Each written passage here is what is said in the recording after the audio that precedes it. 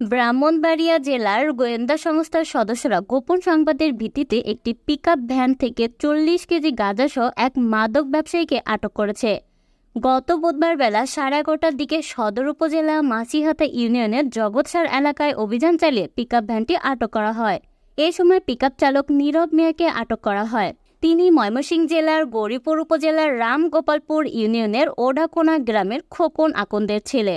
জেলা গোয়েন্দা সদস্য সূত্রে জানা যায়, গোপন সংবাদের ভিত্তিতে ব্রাহ্মণবাড়িয়ার সদর উপজেলার মাছিহাতা এলাকার বরগিলা মোড়ের সামনে অভিযান পরিচালনা করা হয়। এই সময় একটি পিকআপ ভ্যান আটক করে তল্লাশি চালালে গাড়িটির বডির নিচ থেকে 40 কেজি গাঁজা উদ্ধার করা হয়।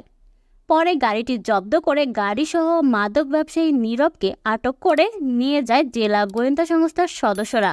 এ বিষয়ে গোয়েন্দা শাখার অফিসার্স ইনচার্জ মোহাম্মদ আফজাল হোসেন জানান, গোপন সংবাদের ভিত্তিতে পিকআপ ভ্যান আটক করে গাড়িটির বডির নিচ থেকে 40 কেজি গাঁজা উদ্ধার করা হয়।